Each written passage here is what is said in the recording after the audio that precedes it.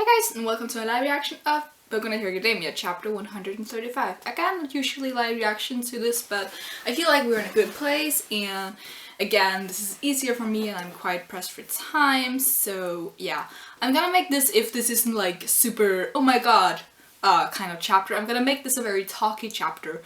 So, discussions may happen by the end, in the middle, whenever I feel like we should discuss something. So yeah, let's get into it. We have Kirishima thing on the front, we're gonna skip that for now. A gathering of hero teams, Sir Night-Eye's office. Meeting room. I'll talk through everything from start to end. I like having the panels of all the pro heroes there because it makes it just seem so important. Like, it is important, but it's really great. I'm so happy that Aizawa's here. Because he is still a pro hero despite being a teacher. According to the chart, we have famous hero as well. Some minor ones from the region. I'm expecting for that to be as well as some minor ones from the region. Sensei, why are you here? I got a call out of nowhere. They asked me for my help, so I came. I've only heard bits and pieces of the situation, but there's probably a number of things they want to tell us. Yeah, because Aizawa has such a valuable quirk, so he's a good one too. Yeah. I'm feeling a little lost. 8 precepts? What's that? I know you might be thinking bad thoughts, so let's sort everything out together. It's time. You guys are plenty involved in this. Oh, he still can't use his quirk? Well then I suppose I will begin.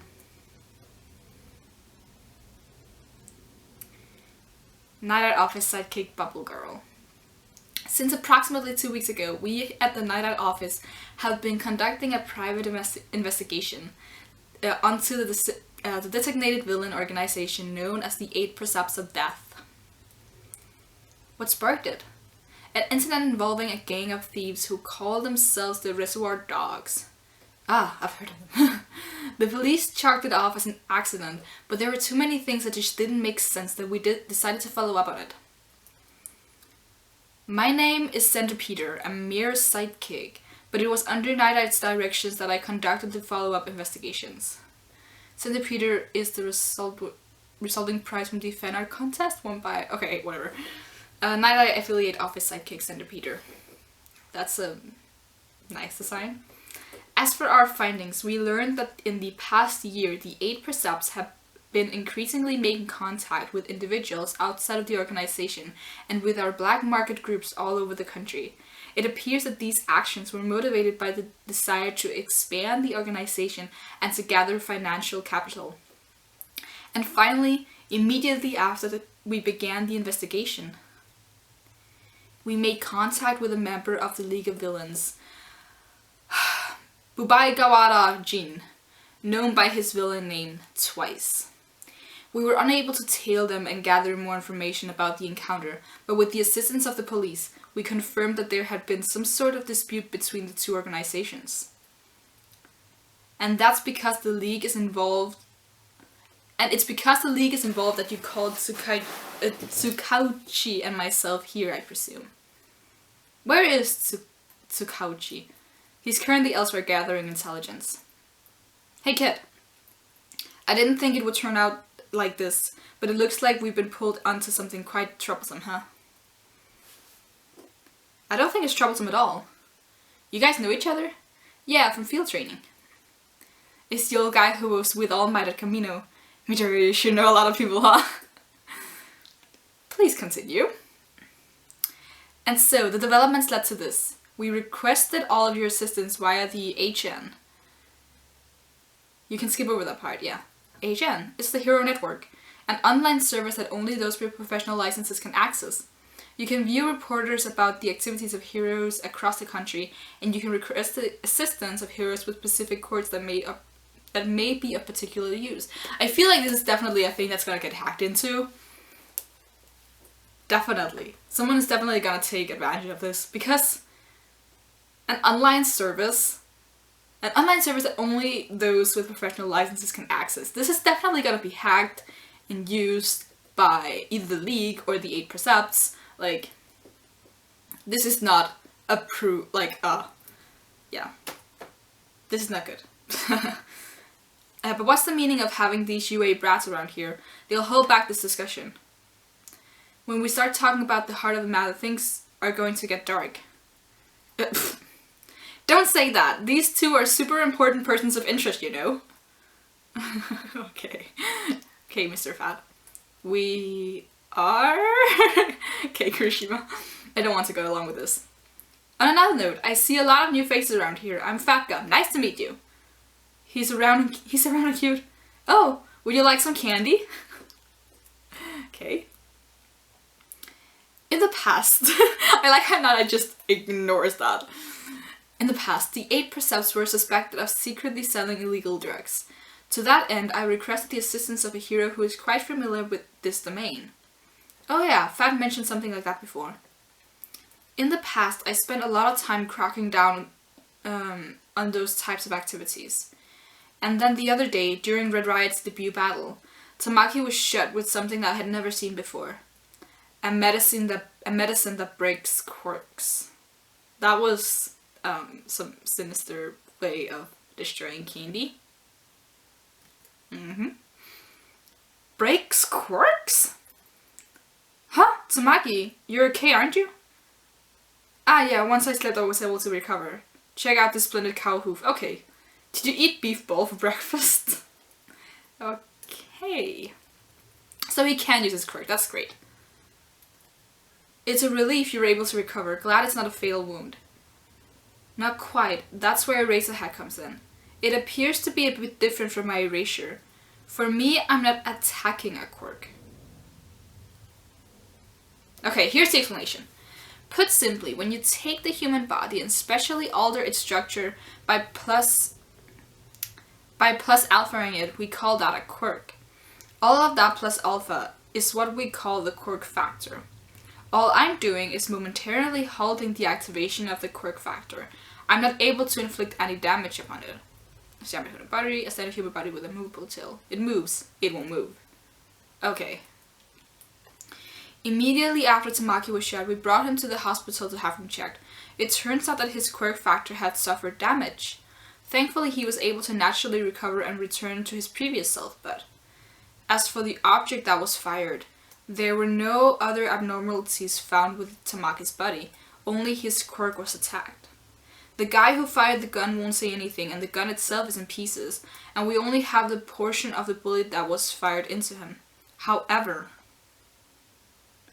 because Kirishima bravely volunteered his body and was shot at, we were able to obtain a bullet with the contents still inside.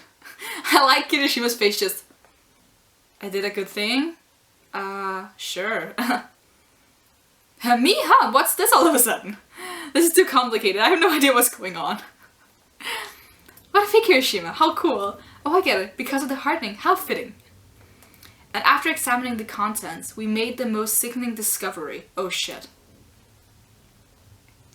Inside were human blood and cells.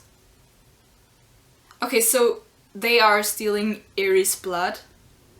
I'm guessing that's what's happening, right? What? That sounds like something from another world. I like everyone's faces. Mirio especially has a good face there. In other words, the effects are of human origin. A quirk then? A quirk that destroys other quirks? Based on what's been discussed so far, I still don't see the connection to the 8 Precepts. The man that Kirishima apprehended, the illegal drug he was using, the distribution channels for the drugs are complex, and while it's not nearly as prevalent as it used to be, there are many individuals and groups that wholesale it, until finally it ends up in the hands of the user. Although there is no evidence that the 8 Precepts were selling it, one of the intermediary distributors did have exchanges with them. Is that all? The other day, when Yukiro and her team put a dispute between two villains groups to an end, it turns out that the boss of one of the groups also had exchanges with the same distributor. One of the villains with a giantification quirk couldn't maintain the effect for long, so it was very obviously an unfinished product. There indeed has been a steady increase in criminal activities among these types of organizations, but can we really link them to the 8 precepts? Wait a second here, I'm still not following. It just sounds like you're really straining to implicate the 8 precepts here. There's gotta be more convincing connection, isn't there? This is like when people make those like really elaborate theories of, you know, that one time when Deku said this one thing, it may have something to do with why this happened, and you're like, bro, you're stretching it too far. The leader of the group, Chisaki, his quirk is called Overhaul. With it, he has the ability to disassemble or restore objects. Oh, he can restore as well. I did not know that. Was that a thing we knew? Or restore objects. A quirk that allows him to break something down and reassemble it. And bullets that can destroy quirks.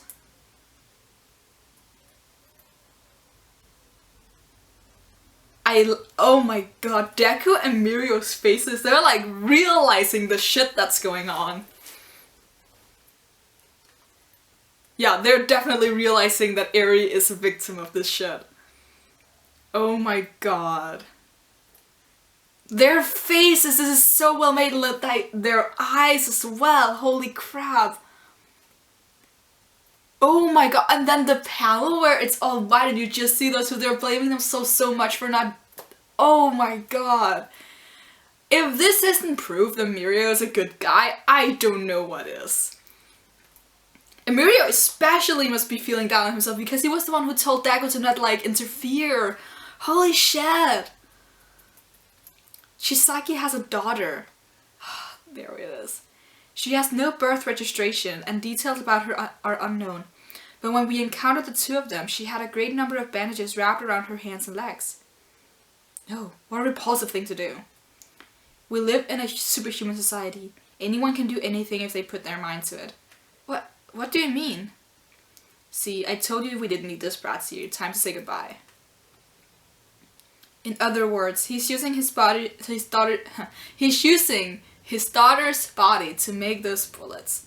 And he's selling them? What the hell? Shut up. We don't know if he's actually selling them. In their current state, their effectiveness is maybe halfway there, but for argument's sake, what if those bullets were prototypes? 5 used as a display, a sample used to win allies over. We don't have definite evidence, however, if he makes allies across the country and raises the capital he needs, and let's say the completion of the prototypes means that it can completely destroy one's quirk, then all sorts of criminal ideas start coming to mind. Just imagining it makes my blood boil. We gotta hunt him down.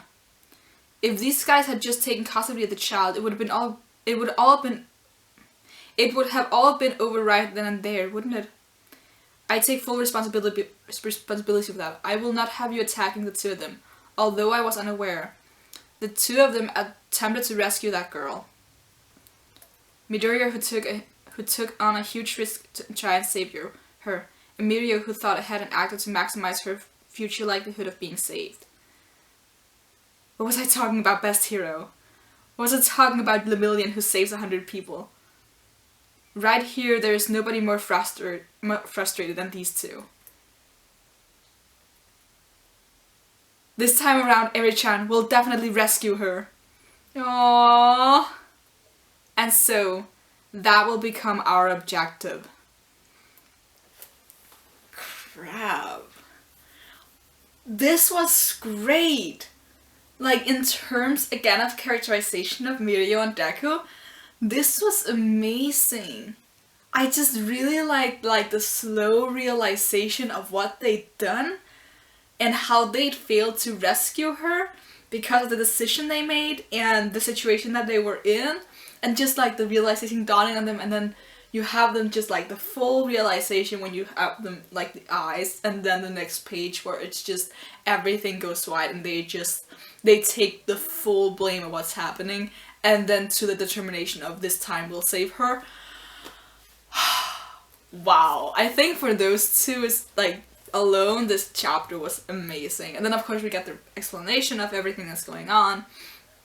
And we have the explanation of how the quirk deletion thing is possibly like how it's going down, and just I like this a lot. I like this a lot. I liked how you also had that one guy who was like, okay, we don't need the children here, this is about to get real dark. And then it got real dark. I like that because this is gonna get some of them a taste, or all of them I presume, a taste of like the real deal. Because while we don't know exactly what the third years have been through, the first years have been through a lot, especially Deku obviously. But this is different, I feel like. Because with Class 1A, they've always been the target of the villains. So when they fought to protect themselves and their friends and stuff like that. Like, it's not like they haven't been heroic and done hero-like things, but it's always been, oh my god, Bakugo has been captured, Bakugo is about to be captured, oh my god, they're after All Might, or something like that, right? But here we have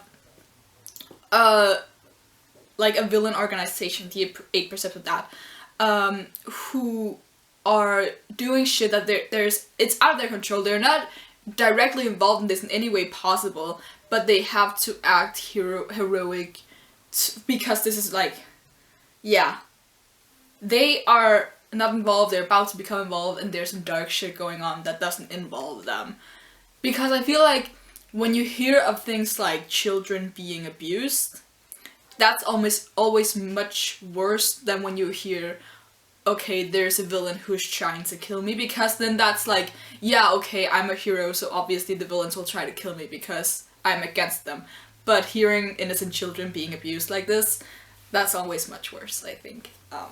I just think that this is like a real taste of what heroes are gonna be like, because they have to take initiative and see that there's something like out of the ordinary, like, because you had Knight and his hero office being like, okay, there's something slightly wrong with these few scenarios, so we're gonna check what it is and see what we can find, and then they led it back to the 8 Precepts of Death, which was like, okay, yeah, that was a good thing they picked up on that, because imagine if that had went unnoticed. That would be a shit situation, because suddenly you would then have the 8 Precepts of Death having the power to take away quirks at their will. So if you eventually just have a society where all the villains have quirks and all the heroes suddenly don't have quirks, then you're kind of in deep shit. So yeah, I think this is gonna be a really great arc, because it's gonna be it's not gonna be focused on 1A the same way that it has before, and it's not gonna be focused on All Might either, because up until the Camino Ward arc, like up until and with the Camino Ward arc, everything has been the League of Villains trying to take down All Might. And then after that, it's kind of like the conflicts died down a lot, because then we had the exams and we had them moving into the dorms and we had the dispute between Kacha and Deku and all that stuff. So now here we're getting into the real stuff, the stuff that doesn't directly involve them, as I already said, and the stuff that's like, it involves a lot more of the population, because it's not a worldwide thing, but it's definitely like a nationwide thing. So yeah, I think this arc is gonna be really great, because it expands over the, like, outside of the characters that are main characters. Like, they aren't directly involved in this, and this is actually what their job will be like in the future. So yeah, I like that a lot. I like that a lot. So yeah, I think that's all I have to say. I'm really, really happy with Mirio and Deku, of course, in this chapter, but really with Mirio, because I think that this was, like, obviously he still doesn't have, like, flaws, but this is definitely, like, we saw him in action and he made a mistake, and that's great, because he was so perfect. And he still kind of is, like, everyone makes mistakes, even perfect people, but this is definitely, like, where we start seeing him crack and start seeing him as being less perfect. But yeah, I think, yeah, I'm really happy with Mirio in this chapter. It was really great to see him just realize that he'd made that mistake. Again, also with Deku, but again with Mirio, it's just, like, a little more impactful, because he was seen as, like, perfect. So yeah, leave a like if you like anything that I have to say. leave in the comments below your thought the chapter and all the revelations and video and stuff like that. And you can subscribe if you want to see more, and until next time, bye!